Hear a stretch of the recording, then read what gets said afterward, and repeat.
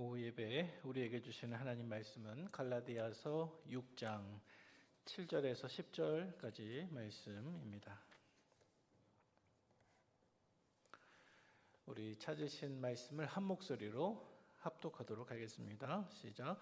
스스로 속이지 말라. 하나님은 업신여김을 받지 아니하시나니 사람이 무엇으로 심든지 그대로 거두리라.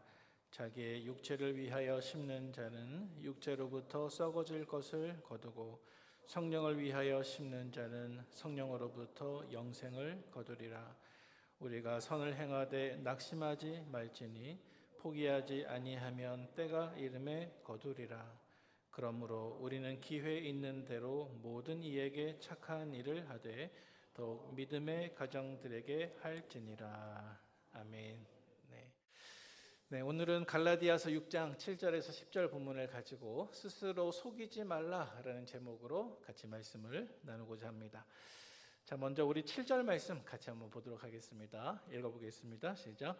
스스로 속이지 말라. 하나님은 업신여김을 받지 아니하시나니 사람이 무엇으로 심든지 그대로 거두리라. 네, 우리 상반절 말씀에 스스로 속이지 말라. 잠깐 이 말씀을 한 2, 3초 정도 묵상해 보시겠습니까? 스스로 속이지 말라. 어쩌면 우리의 신앙생활이 나 스스로를 속이는 것과 같은 신앙생활을 할 수도 있다라고 하는 경고의 말씀입니다. 스스로 속이지 말라. 이 시간 우리 자신들에게 한번 물어볼까요? 현재 나의 신앙생활은 나 스스로를 속이는 신앙생활인가? 아니면 하나님 보시기에 혹은 나 자신이 보기에도 성실하고 진실한 신앙인가? 여러분, 나 스스로를 속이는 신앙생활이라고 하는 것을 어떻게 표현하고 설명해야 할까요? 나 자신을 속이는 신앙생활을 한다. 아마도 예를 들면 외식하는 신앙생활이 떠오를 수 있는 것 같습니다. 성경에서 외식이라고 하는 말은 헬라어로 휘포크리시스, 위선자, 위선 그런 뜻이죠. 그런데 헬라어로 히포크리시스라고 하는 이 말은 또 다른 헬라어에서 왔는데요. 휘포크리노마이라고 하는 동사에서 이 외식하다라는 말이 왔습니다. 그런데 휘포크리노마이라고 하는 단어가 가진 뜻이 있는데 그것은 무엇이냐면 흉내내다, 뭐뭐인 체하다. 무슨 뜻이라고요? 흉내내다, 또 뭐뭐인 체하다라고 하는 뜻입니다. 그래서 휘포크리노마이라고 하는 동사는 원래 고대 그리스 극장에서 연극 배우들이 옛날에는 영국 배우들이 화장을 한 게 아니라 가면을 쓰고 연극 공연을 했는데 이렇게 가면 속에 있는 인물을 연기하는 것을 가리켜서 휘포크리노마이라고 불렀습니다. 자, 그런데 이것이 어쩌면 우리 신앙생활에 바로 적용이 되는 것 같습니다. 어떻게 해요? 실제로 나는 그만큼 의롭지 않습니다. 실제로 나는 그만큼 기도하지 않습니다. 실제로 나는 그만큼 경건하지도 않습니다. 하지만 우리는 가면을 쓰고 다른 사람들 앞에서 경건한 채 합니다. 경건을 흉내 내는 것입니다. 스스로 속이면서 얼마든지 우리는 교회 생활을 잘 할 수가 있습니다. 그런데 이렇게 외식하는 신앙생활의 핵심은 무엇이냐면 나의 내면과 나의 외면이 다르다는 것입니다. 같지 않다는 것이죠. 그래서 나의 내면은 하나님께 전혀 가깝지 않은데 겉으로는 하나님과 가까운 척 흉내를 내는 것입니다. 보통 종교 지도자들이나 목사님들에게 그러한 유혹이 많기 때문에 사실 이 말씀은 우리 성도님들보다 여기 서 있는 제 자신에게 가장 먼저 적용해야 할 말씀이라고 생각이 됩니다. 가면을 쓴 신앙, 나 자신을 스스로 속이는 신앙생활을 우리는 얼마든지 할 수 있다는 것입니다. 자, 그런데 내가 만약 한순간 가면을 썼는데 그게 다른 성도들 앞에서 한 번, 두 번 먹힐 때가 있어요. 나는 흉내를 내고 있는데 그것이 먹히게 되면 나중에는 자기가 진짜로 자기가 흉내내고 있는 그 사람인 것처럼 착각하는 때도 있습니다. 마치 연극 배우가 가면을 벗지 않고 계속 쓰고 있다가 마치 자기가 그 가면에 나타나는 인물이 된 것처럼 착각하는 것과 비슷한 것이죠. 그러나 여러분, 하나님은 속지 않으십니다. 우리 7절 다시 보시기 바랍니다. 스스로 속이지 말라. 하나님은 업신여김을 받지 아니하시나니 사람이 무엇으로 심든지 그대로 거두리라. 여러분, 하나님은 속지 않으십니다. 하나님은 모든 것을 다 보고 계십니다. 하나님은 중심을 보십니다. 사람들은 나의 외면만 바라보지만 하나님은 내 중심을 꿰뚫어 보고 계십니다. 내가 겉으로는 남들 보기에 좋은 아름다운 가면을 쓰고 있지만 내 내면 속에는 얼마나 부패해 있고 얼마나 회칠한 무덤과 같은지 하나님은 알고 계십니다. 하나님은 결코 우리가 속일 수 있는 분이 아니신 것입니다. 자, 그래서 오늘 본문 7절 말씀의 결론은 우리가 잘 알고 있는 짧은 속담과도 같습니다. 콩 심은 데 콩 나고 팥 심은 데 팥 난다. 오늘 성경은 이러한 교훈을 가리켜서 7절 말씀에 사람이 무엇으로 심든지 그대로 거두리라 라는 표현으로 말씀을 하고 있습니다. 사람이 무엇으로 심든지 그대로 거두리라. 이 말씀은 이어지는 8절 말씀과 연결이 되는데요. 8절 말씀 속에서 보다 더 자세하게 설명해 주고 있습니다. 우리 8절 말씀 같이 읽어보도록 하겠습니다. 시작. 자기의 육체를 위하여 심는 자는 육체로부터 썩어질 것을 거두고 성령을 위하여 심는 자는 성령으로부터 영생을 거두리라. 아멘. 네, 심고 거둔다 라고 하는 표현이 반복되고 있는데요. 여러분, 이것은 농사에 대한 법칙이 아니고 영적인 법칙입니다. 우리의 신앙생활이라고 하는 것은 끊임없이 내가 무엇을 심는 과정이고 또 심고 있는 그 씨앗이 장차 어떤 열매가 될지 나는 알지 못하지만 내가 심은 그대로 그 결과를 맞이해야 하는 것이 우리의 신앙생활입니다 라고 바울이 말하고 있는 것입니다. 어제 우리 주일학교 아이들이 밭에 나가서 감자를 캐는 활동을 했는데요. 하지 감자를 심으면 하지 감자가 나고 아주 매운 청양고추를 심으면 매운 청양고추가 나는 것이 이 세상의 법칙이죠. 그런데 영적으로도 같다는 것입니다. 사랑하는 우리 성도 여러분, 여러분들이 영광스러운 성도로 부르심을 받은 그 순간부터 지금까지 여러분들은 어떤 씨앗을 심고 계십니까? 가장 최근에 나는 어떤 씨앗을 심는데 더 집중하고 중점적으로 그렇게 일하고 계십니까? 내가 심은 그 씨앗의 결과가 무엇일지 우리는 알지 못하지만 그 결과는 그 씨앗을 심을 때 이미 결정이 되는 것입니다. 사랑하는 우리 북문의 가족 여러분, 여러분들은 보이지 않는 곳에서 골방에 기도를 심고 계십니까? 눈에 보이지 않는 사랑의 봉사를 심고 계십니까? 남몰래 선교사님들을 돕거나 어려운 교회 교육자들을 섬기고 계십니까? 주님과 은밀한 교제를 추구하기 위해서 정말로 다른 사람들이 보지 못하는, 보이지 않는 곳에서 하나님과 늘 동행하고 계십니까? 아니면 여러분들에게 조금이라도 생긴 그 여가의 시간에 육신의 즐거움을 위해서 SNS에, 유튜브에 아직 끊어내지 못한 나쁜 습관과 육적인 일에 너무 많은 시간을 낭비하고 있지는 않습니까? 사랑하는 우리 북문의 가족 여러분, 우리 모두는 육적인 그리스도인이 아니라 영적인 그리스도인이 되어야 할 줄로 믿습니다. 분명한 사실은 사람이 무엇으로 심든지 심은 그대로 거둘 것이라는 말씀입니다. 우리가 주님께서 우리에게 허락하신 그 자유로 죄악된 육체를 위해서 자꾸 심으면 오늘 본문 말씀에 보니까 육체로부터 썩어질 것을 거두고, 여러분 육체로부터 썩어질 것을 거둔다고 하는 말이 무슨 뜻입니까? 썩어질 것이라고 하는 것을 다르게 표현하면 사망 혹은 죽음이라고 표현할 수 있을 것입니다. 자기의 육체를 위해서 심는 자는 육체로부터 썩어질 것을 거두고 성령을 위하여 심는 자는 성령으로부터 영생을 거두리라. 여러분, 이 말씀을 조금 다르게 해석해 보면, 표현해 보면, 자기 육체를 위해서 심는 자는 육체로부터 사망을 거두고 성령을 위해서 심는 자는 성령으로부터 부활을 거두리라 라는 말로 바꿀 수 있습니다. 여러분, 예를 들어서 한 명의 그리스도인이 있었습니다. 그는 매우 칭찬받는 그리스도인이었습니다. 매주일이 되면 교회에 잘 출석했습니다. 예배의 자리에 경건하게 잘 나왔습니다. 주변의 모든 성도들이 그 사람을 칭찬했습니다.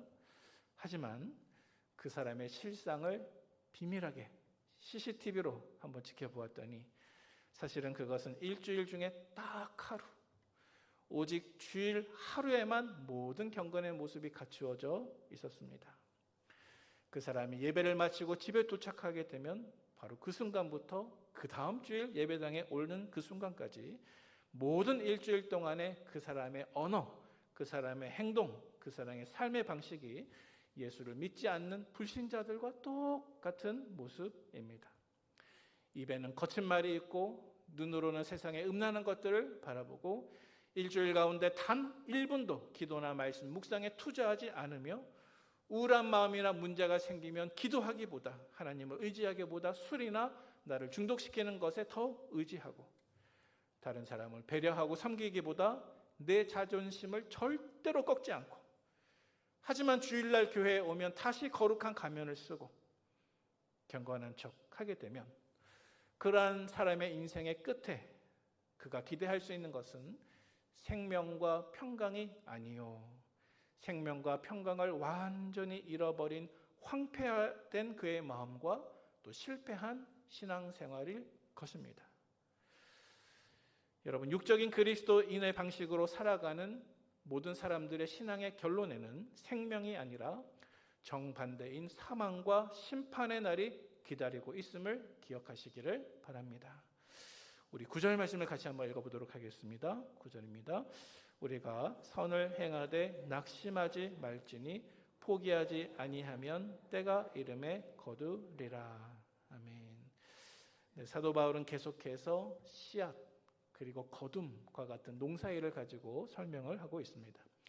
네, 저는 농사일을 전혀 알지 못합니다. 하지만 상식적으로 한 가지 말씀드릴 수 있는 것이 있습니다. 그것은 무엇이냐면 우리가 농사를 지을 때 밭에 가서 씨앗을 뿌리면 씨앗을 뿌리자마자 열매를 거두는 법은 없다는 것입니다. 결코 그것은 없습니다. 어쩌면 농사를 짓는다고 하는 것이 힘든 이유가 바로 그러한 이유 때문인지도 모르겠습니다. 내가 씨를 뿌리면 오래 기다리거나 참지 않고 바로 다음 날이나 한 일주일 뒤쯤 열매를 거둘 수 있다고 하면 얼마나 좋겠습니까? 하지만 농사일이 원래 그런 일이 아닌 것이죠. 씨를 뿌리게 되면 씨를 뿌린 농부는 그 씨앗이 비바람을 맞고 햇빛을 통과하고 줄기와 잎이 조금씩 자라날 때까지 기다려야 합니다. 그리고 조금씩 자라난 줄기와 잎 뒤에 꽃이 달릴 때까지 더 기다려야 됩니다. 그리고 그 꽃에서 열매가 맺힐 때까지 더 기다려야 됩니다. 그래서 농사일은 기다림의 연속이지만 놀라운 것은 때가 되면 열매가 맺힌다는 것입니다. 사도 바울은 지금 우리에게 이 원리를 영적으로 적용하고 있습니다. 우리가 선을 행하되 낙심하지 말지니 포기하지 아니하면 때가 이름에 거두리라.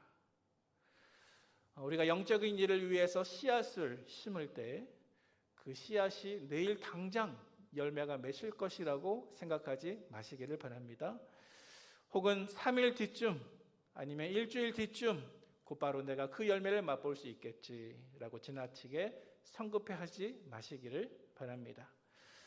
또 이에 덧붙여서 내가 영적으로 어떤 씨앗을 심었는데 아무 열매가 지금 눈에 보이지 않는다고 해서 너무 쉽게 혹은 빨리 낙심하지 마시기도 바랍니다.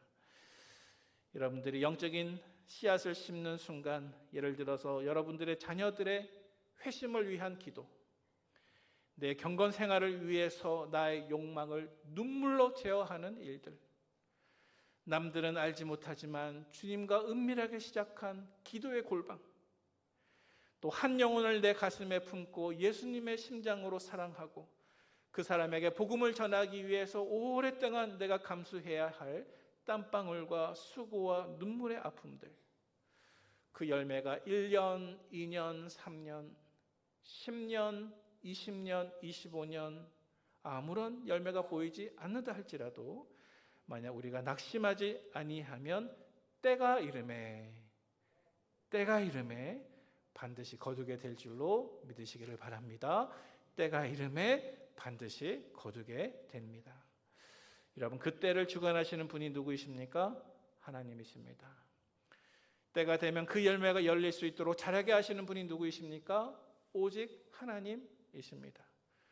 그러므로 우리는 의를 행하면서 낙심하지 말아야 하는 것입니다.